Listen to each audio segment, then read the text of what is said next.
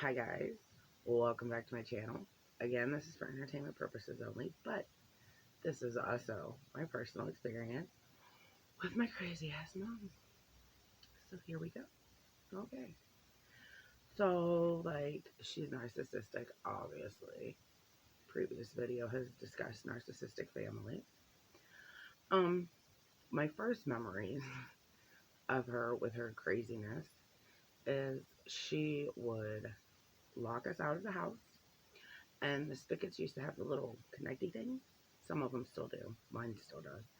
And she would take the spigot thing so we had no water, and she would lock us outside all day. Well, my sister was 6 years older than me, and I was about 4, and it was a hot summer day, and we had no water. So I ended up drinking dog water and got a dog virus because my mother was irresponsible, as usual. So that is like my first memory of her being crazy and me not understanding what was going on. As I got older, the craziness just got worse, the chaos just got worse. Holidays were horrible. There was always a fight between her and my dad on holidays, until they got divorced. And then it was just set up the way it was set up. But my dad also allowed us to have our holidays with our mom and her side of the family, and then he did his holidays whenever. But holidays were horrible. Even after he left, it was horrible because she'd always start a fight with somebody. Nothing would ever be right. She'd always burn food, always. And she was always very unstable. But she was that narcissistic mom that out in public, out in the world, she was a great mom. She was awesome. But when you was behind closed doors, it was not that way at all. She would buy steak for herself, and then we'd be lucky if we got hamburger or macaroni and cheese because she didn't have money to feed us. Or we'd eat out all the time at Subway and that type of stuff because she was lazy and didn't cook. There was so many things, and she was one of those that she would treat you bad and then take you shopping so she could feel better about treating you bad. It was horrible. My worst experience, and it still traumatizes me to this day, is I was 17. I was literally 2 weeks away from being 18. It was 21st of December, and my mom and I had gotten into literally a physical altercation because she had hit me and tried to jump on my back and try to knock me down, and I ended up slamming her into the wall, and it caused a bunch of problems. Well, she decided that she was going to solve the problem with a gun because I had decided that I was going to go move in with my father because it was a much more stable environment. It was a much more better environment for me. And so I decided I was going to move in with my dad. And I was going to do it after Christmas. And she was so pissed. So pissed. So she went and got the gun that she had in her dresser drawer and proceeded to load it in front of me. And I've been around guns my whole life. I've never touched a gun, basically because of her now, but I'd never touched a gun. I mean, I'd seen guns my whole life. I grew up, my grandparents owned a farm. I've seen guns, I've heard guns shot, I've watched people shoot, no big deal. That night, it was totally different for me. It scared the shit out of me. And I honestly thought I was going to end up dying by the hands of my own mother. So what happened was she proceeded to load the gun in front of me, and she proceeded to tell me that she was going to kill my father and my stepmother and my sister and brother-in-law and my nephew. And then when she was done killing all of them, she was going to come back and she was going to kill me. And then she left. And I called my dad because I was 17, I didn't know what to do. So I called my dad and I told my dad what had gone on, that she had a gun and that she'd left. My dad called the police and there was a search going on for her because she was considered armed and dangerous. And then I was told that I was to go to my father's house. And when I left my house, there was a cop that followed me from my house to where I needed to go, and I crossed a few county lines. And as I crossed each county line, there was a new police officer, sheriff, whatever, to follow me from that line onto the next line. I was on an international interstate and I was going 90 miles an hour and there's a cop behind me. And then there was cops, not just like, there wasn't just a cop behind me, but there was also cops in the divisions in the highway. Like every division, there was a cop or a sheriff or a statey sitting in from my town, which was a half hour away from my dad, to my dad's town. There was, like, it was huge. There was also cops sitting outside my sister's house because she had threatened my sister. So there was cops sitting outside her house. When I got to my dad's, I lost my shit because, like, what the fuck just happened? And I told my dad, I'm like, I can't believe I didn't get a ticket because, like, I was going 90, Dad, and there was a cop behind me. There was cops all over the place, and I didn't get a ticket. Like, why didn't they pull me over? And my dad's like, because they was trying to get you to safety. Like, they didn't care how fast you was going. They was trying to get you to safety. They was trying to get you to me. All right. Totally lost my shit that night. Mind you, it's 21st December, so I still have Christmas to go through, and then my birthday's the 2nd of January, and I still had all that to go through. The only time I had a post-traumatic response to what had happened that night was in high school, and somebody called me by my middle name. And it just, like, snapped in me, and I just started crying. I just lost my shit. My teacher had to call my dad and be like, I think we have a problem. Like, we need to get her back home now. And that was, like, the only trauma I thought I had. I thought I'd worked through it. I thought everything was great. And to be honest, this is the first time I'm actually telling this story, but most of my family and friends don't even know what happened that night because I won't talk about it. I didn't talk about it. But now I feel free and open to speak about it and to talk about it. And it was traumatizing. And now as a mom, as a mom, I look back and I'm like, as the saying, I see it on Facebook all the time, the saying, as a daughter, I forgive you. As a mother, I never will. And that really hits hard for me because that's true. I do forgive my mom as a daughter because I love my mom. But as a mom of my own kids, I can't forgive you. Like, I can't forgive what that happened. So anyways, after that night, nothing was done. Nothing was done. Even though there was armed and dangerous out for her, even though there was all this stuff, again, narcissistic family, and my grandparents took care of it, and nothing happened. My sister, my father, and I ended up having to go to court and get a restraining order against her because I didn't feel safe. And I was afraid, with my grandparents having the backing that they had, she was going to fight it in court and try somehow, some way to get visitation with me. I was about to be 18, but the law in Ohio is 18 or graduating, whatever's later. I was 18 in January. I graduated in June.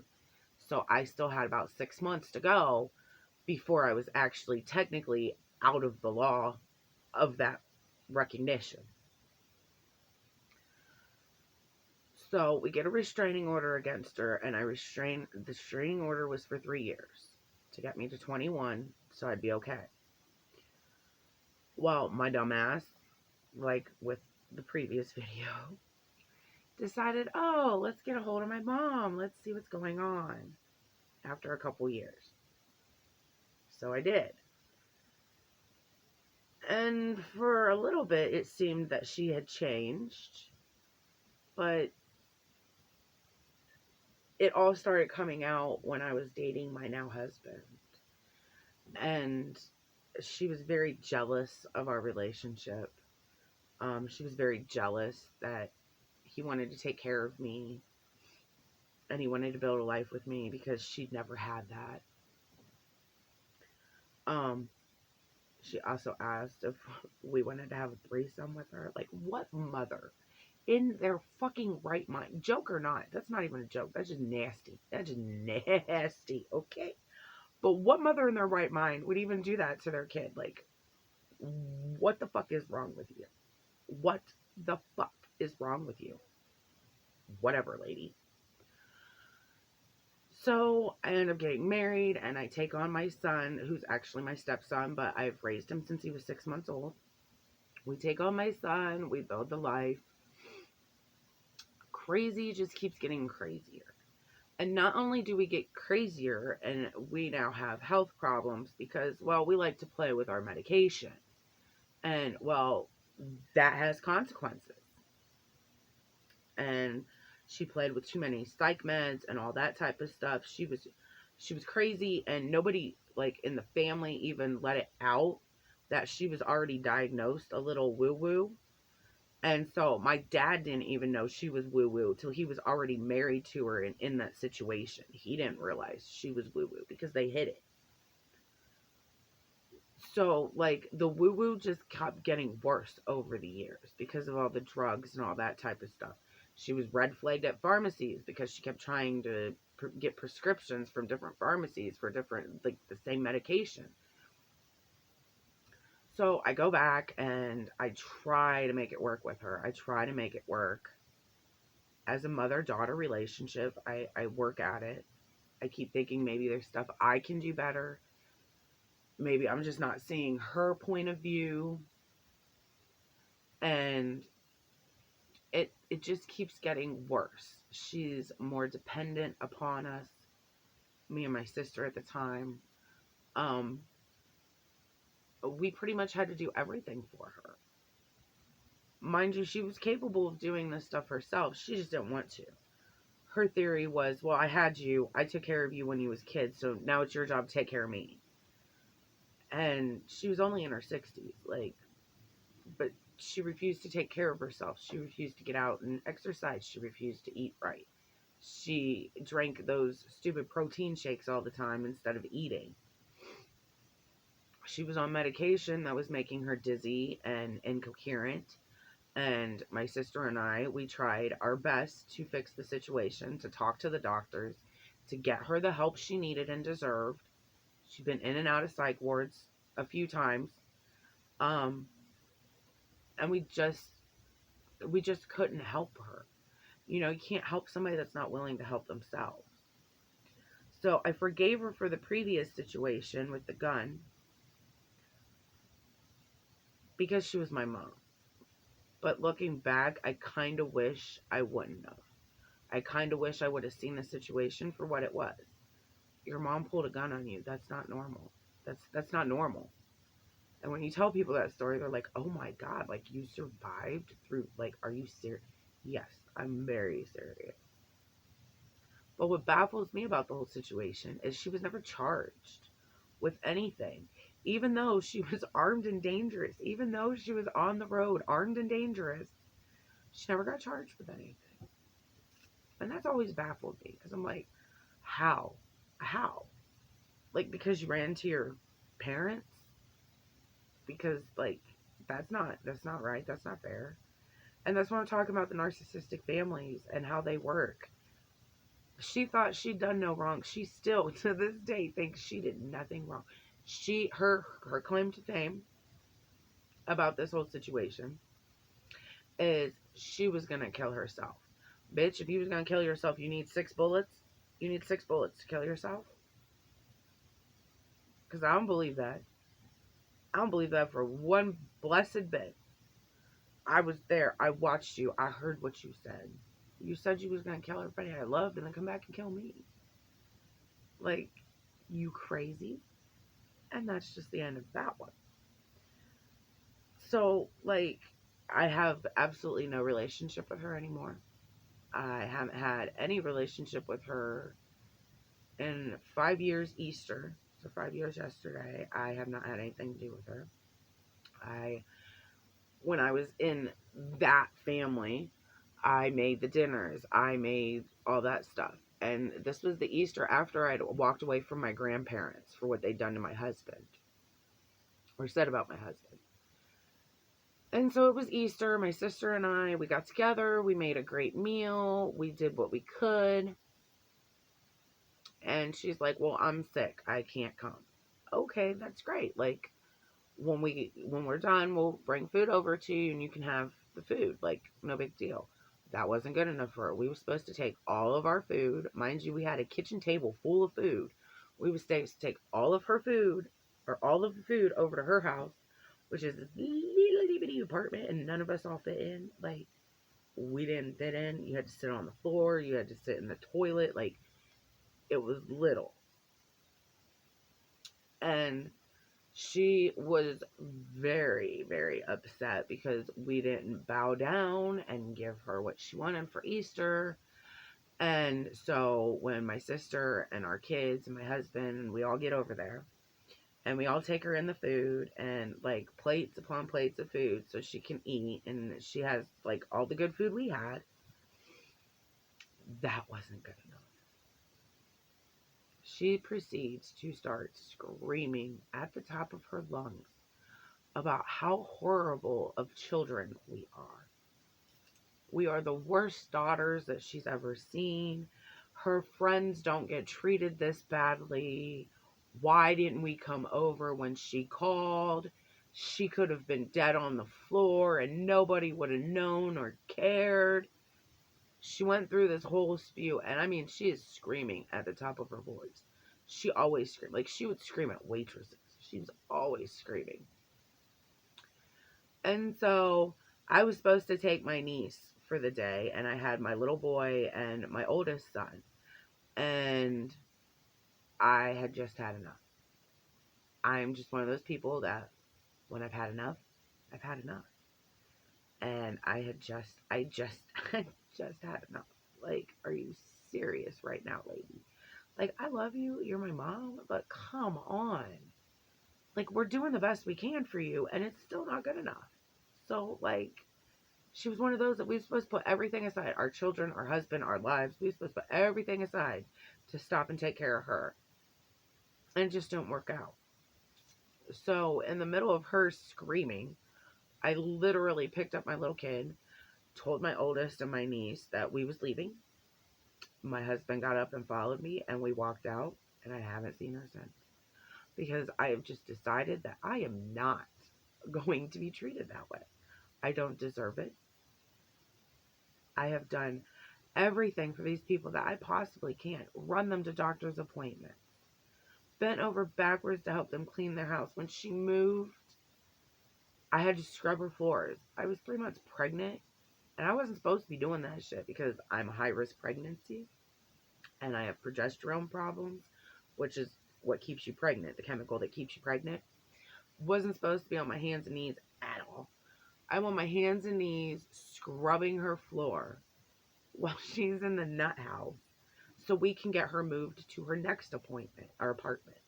And she was one of those that when it was time for her to move to her next apartment, she would check into the psych ward so she didn't have to move. Her kids would have to move her. Nowadays, I don't know what happened to her. I know she still lives in the town I live in. I know about where she lives, but I don't really care. I haven't seen her in 5 years, which is great for me because, like, the peace has been awesome. So like I'm not even sure how she's doing. And I know it sounds harsh and cruel, but the woman, I mean, she got in a car accident one year before Christmas and almost decapitated my ass. Like, we almost went under a semi truck and got decapitated. She was always doing that type of stuff. She was always, it almost seems, and I know it sounds crazy, but it almost seems like she was always trying to off her children. And there was one time that we thought my nephew had went missing. He hadn't, but we thought he had. And I looked at my sister. I'm like, great. This is just the perfect opportunity for our mother to get on the news and be like, oh, I lost my grandson. Oh, it's so horrible. Because that was the kind of person she is. She needs that attention. Like, she would choose men over me all the time. I would be left at home for the weekend with no food because she decided to go off for a weekend with her boyfriend. And then finally, when I was driving, my sister finally helped. And like on the weekends, I'd go over to my sister's house and watch my nephew and all that type of stuff. But like, she was only a mother when it was convenient for her. And then when she was caught as one of those crazy moms, she was like, oh, that's not me. I didn't do that. Like, to this day, I guarantee you, anybody who wants to talk to her about it, to this day, she's going to say, I didn't do that. I never pulled a gun on her. I said I was going to kill myself. No, no, no, that's not what you said at all. At all. And I don't lie. I don't make shit up. I have no intentions to, no reasons to. But it's just crazy to me that even to this day, she'll never admit what she did. And so, like, that's your narcissistic parent. They will do shit purposely on you and be like, I didn't do that. That's not what happened. Are you sure you're thinking of it? Yeah, I'm thinking of it 100% correctly. 100%. Because I went through that experience. I know what happened. And again, as a daughter, I forgive you. I forgive her. As a mom, I will never forgive her. I will never forgive her. And it's crazy because my husband has guns and my family has guns. My dad has guns. My cousins have guns.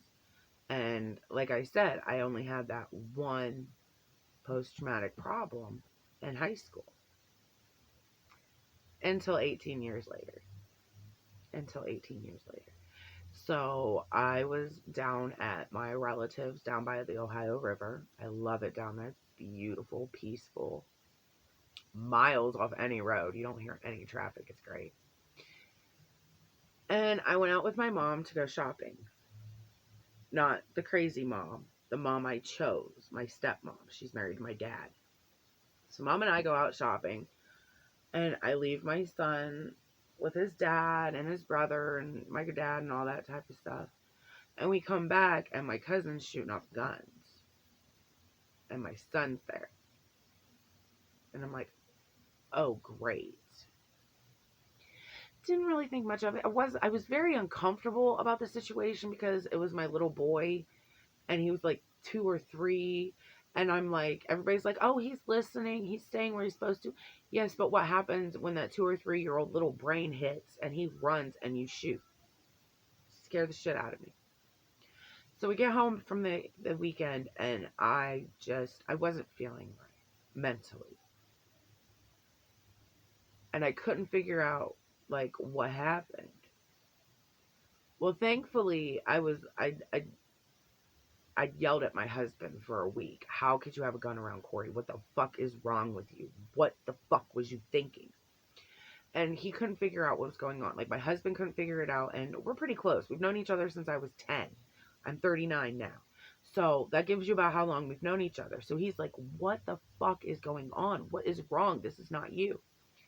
And my parents stopped by. Mom and dad stopped by. And I told them, I was like, I think I'm losing my mind. Like, that really affected me with having the guns around Corey. And like, I just keep having flashbacks of Beverly and what she did and all that stuff. And my mom and dad actually had to sit down and explain to my husband what happened because he had never heard.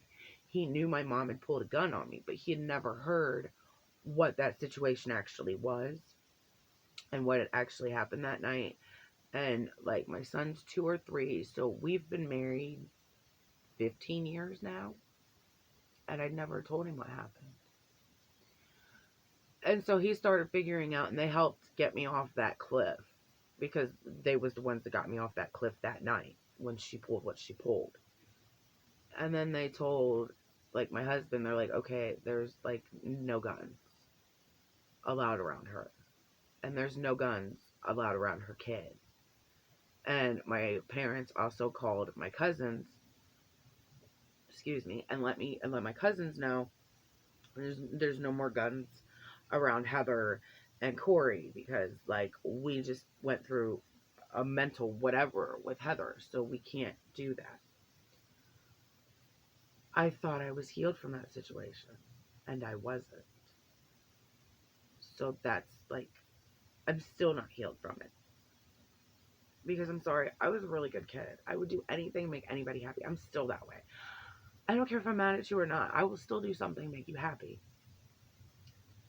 Why would you do that to a kid like that? Like, are you serious? Are you serious? So, anyways, that was my fun story with my mom when I was 17. I told you guys I was going to tell you, so I told you. I hope you like this video. Please like, share, and subscribe. And I will catch you in the next video. Love you guys. Bye.